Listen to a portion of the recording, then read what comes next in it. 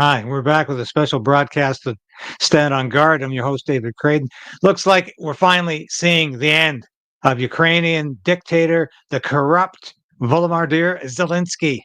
This is the guy who squeezed tens of billions of dollars out of Canada, the United States, and Europe, ran around the world in his combat fatigues, a clown pretending to be Winston Churchill, and all the time knowing that this was a game. God knows how much money he has stolen, put away in Swiss bank accounts, put into yachts and properties. Will any country give him asylum? It looks like he's going to be impeached, though.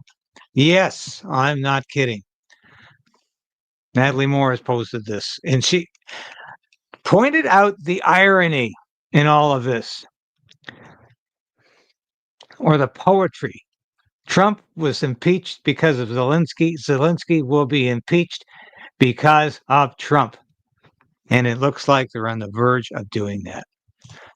And of course, the idiots in our press corps in Canada who put little Ukrainian flags on their X posts constantly, like Andrew Coyne here.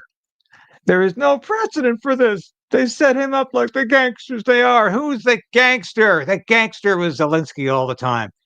The black hole of Kiev. This war should never have gone on for 3 years. And it would not have gone on for 3 years if NATO, the United States, Canada, and Europe had not been continuing to throw money at this. We know now that a lot of the armaments we gave to Ukraine were sold to cartels. And while we were giving them armaments, Ukraine was trying to sell its own armaments on the world market. I reported on that for Human Events about 6 months ago. This has been going on far too long. And I'm so sick of people saying, I'm going to stand with Ukraine to the end. It's the most corrupt regime in Eastern Europe, or all of Europe. And it's high time we saw this end in this war. And it looks like it ended today because Zelensky went just too far. He just went over the edge. And that's what happens when these people who arguably have addiction problems and are not in control of their lives and who are ruling as dictators, who refuse to have an election this year because he knew he couldn't win. They were literally taking people off the streets and drafting them into this army. Over 1 million, perhaps close to 2 million Ukrainians dead in this war. And yes, it was people like Justin Trudeau, Senator Lindsey Graham, President Joe Biden, Herr Starmer, these people who kept this war going and Ukrainians dying when this war should have been ended a long time ago. And why? Because people were making a lot of money off of the production of armaments. And these are the same people who convince us every time to keep the war going 1 more month, 1 more year, because it's profitable. People are making money off of this carnage. And it's disgraceful. And it's absolutely disgraceful. Let's watch what happened here. Zelensky went over the edge. And Trump, who can't stand him, who has said many times that he's just a con man with his handout asking for more handouts. That's all Zelensky has ever been about. With the lives of millions of people. You're gambling with World War III. You're gambling with World War III. This thing over with. You see the hatred he's got for Putin. It's very tough for me to make a deal with that kind of hate. He's got tremendous hatred. And I understand that, but I can tell you the other side isn't exactly in love with, him either. So it's not a question of alignment. I'm aligned with the world. I want to get the thing set. I'm aligned with Europe. I want to see if we can get this thing done. You want me to be tough? I could be tougher than any human being you've ever seen. I'd be so tough. but you're never going to get a deal that way. So that's the way it goes. All right, one more question. Hey, I will respond to this. So look, for 4 years in the United States of America, we had a president who stood up at press conferences and talked tough about Vladimir Putin, and then Putin invaded Ukraine and destroyed a significant chunk of the country. The path to peace and the path to prosperity is maybe engaging in diplomacy. We tried the pathway of Joe Biden of thumping our chest and pretending that the President of the United States' words mattered more than the President of the United States' actions. What makes America a good country is America engaging in diplomacy. That's what President Trump is doing. Can I ask you? Sure. Yeah? Yeah. Okay. So he occupied it, our parts, big parts of Ukraine, parts of East and Crimea. So he occupied it on 2014. So during a lot of years, I'm not speaking about just Biden, but those time was Obama, then President Obama, then President Trump, then President Biden, now the President Trump, and God bless, now President Trump will stop him. But during 2014, nobody stopped him. He just occupied and took. He killed people. You know what the contact line? 2015. 2014. 2014 and 2014. 2014. Yeah. So I was not here. Yeah, but that's exactly right. Yes, but during 2014 till 20. Of course, this is a blatant lie. What was happening in 2014 is the Ukrainians were doing some ethnic cleansing in the eastern provinces of Ukraine. Russian-speaking Ukrainians, those Ukrainians who wanted to join Russia. They were killing them. That's what happened in 2014, and that's what precipitated the invasion from Russia eventually. And, of course, the United States was setting up puppet regimes in Kiev. Once again, Zelensky doesn't want to talk about that. 22, yeah, the situation the same. The people have been dying on the contact line. Nobody stopped him. You know that we had conversations with him, a lot of conversation, my bilateral conversation, and we signed with him, me, like a new president. In 2019, I signed with him the deal. I signed with him, Macron and Merkel, we signed ceasefire. Ceasefire. All of them told me that he will never go. We signed him with gas contract. Yes, but after that, he broken this ceasefire. He killed our people and he didn't exchange prisoners. We signed the exchange of prisoners, but he didn't do it. What kind of diplomacy, JD, you are speaking about? What do you mean? I'm talking about the kind of diplomacy that's going to end the destruction of your country. Yes, but if you Mr. President, with respect, I think it's disrespectful for you to come into the Oval Office and try to litigate this in front of the American media. Right now, you guys are going around and forcing conscripts to the front lines because you have manpower problems. You should be thanking the president for trying to bring an end to this conflict. Have you ever been to Ukraine that you say what problems we have? I have been to. Count once. I've actually watched and seen the stories, and I know what happens is you bring them on a propaganda tour, Mr. President.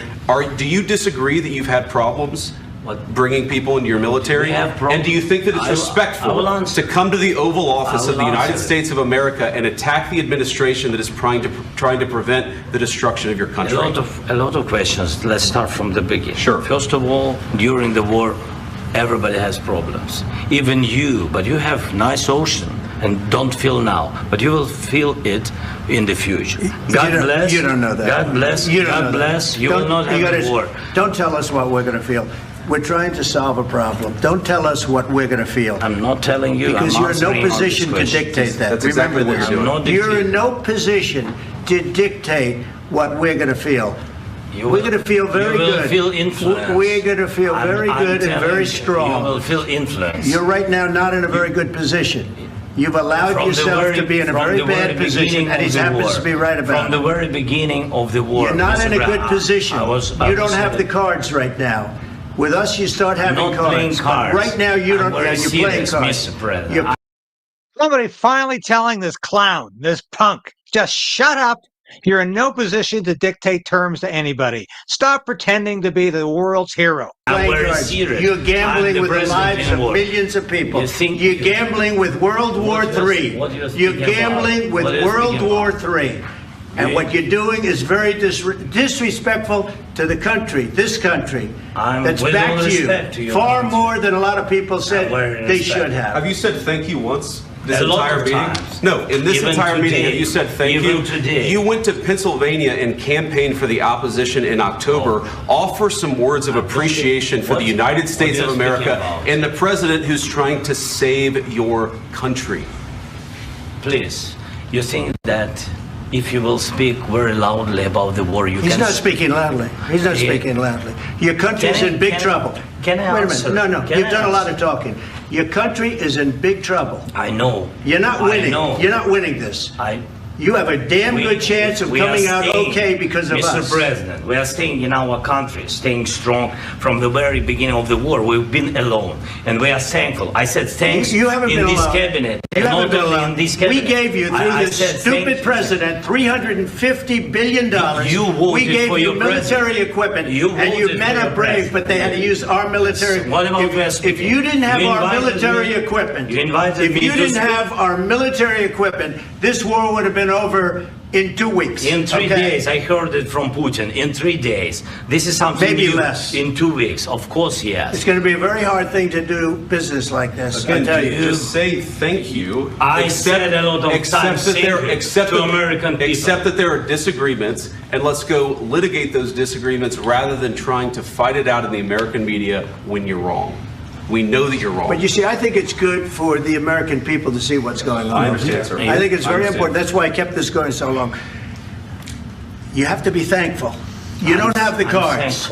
You're buried there. Your people are dying. You're running low on soldiers. Listen, you're running low on soldiers. It would be a damn good thing. And then you tell us, I don't want a ceasefire. I don't want a ceasefire. I want to go, and I want this. Look. If you could get a ceasefire right now, I tell you, you take it so the bullets stop flying and your men stop getting killed. Of course, we want to stop the war. But you're saying you don't want a ceasefire. But I said to you, I want a ceasefire. With guarantees. Because you'll get a ceasefire faster than an agreement. Ask our people about ceasefire, what they think. That wasn't with me. For you what that wasn't with me. That was with a guy named Biden, who was not a smart person. That was with Obama. It was your president. Excuse me. That was with Obama, who gave you sheets, and I gave you javelins. Yes. I gave you the javelins to take out all those tanks. Obama gave you sheets. In fact, the statement is Obama gave sheets and Trump gave javelins. You got to be more thankful, because let me tell you, you don't have the cards. With us, you have the cards. But without us, you don't have any cards. One more question to Mr. Vice President. I'm sorry. It's going to be a tough deal to make because the... This is an incredible exchange. It's the reason I put this up this afternoon. It is phenomenal. It's incredible. We're watching the President of the United States and the President of Ukraine argue about this. And Trump has just indicating he's fed up with Zelensky's constant whining, his lying, and his obfuscation. Trump has had enough. We have had enough.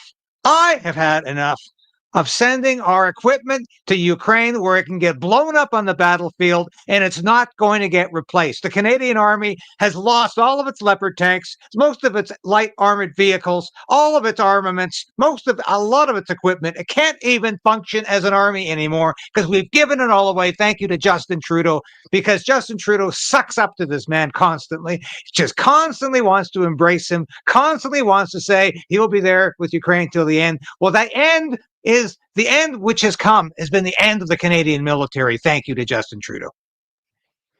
Attitudes have to change. What if Russia breaks ceasefire? What if Russia... Incredible moment. And we will follow up on this tomorrow to see whether or not Zelensky is actually impeached. I can tell you, if he's impeached, he's going to have to find someplace for asylum. And yeah, one of those countries in Europe will give him asylum. Trump won't. Emmanuel Macron of France, oh yes. Herr Keir Starmer, yep, they will have this man. And you can bet he'll get out of the country with all of the money he's salted away. He's got Swiss bank accounts, he's got real estate, he's got yachts. He has been taking a lot of this aid and assistance money And so have so many of these corrupt Ukrainian politicians. They've been putting it in their bank accounts. And it's time for this to end. And I don't want to see these idiots with their little Ukrainian flags on their X posts anymore. And I'll say it again. I am of Ukrainian heritage. I want this war to end. Ukraine cannot be a member of NATO. Let's go back to 1990. Mikhail Gorbachev agreed to dissolve the Soviet Union because the United States, Great Britain, and France all assured him NATO would not expand 1 inch eastward.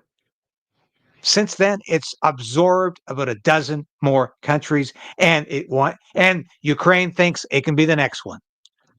Not going to happen. We finally have a defense secretary in the United States who has said that, and we have a president of the United States who's got the balls to stand up to these people. That's all for now, folks. Thanks for watching. We are living in historic times.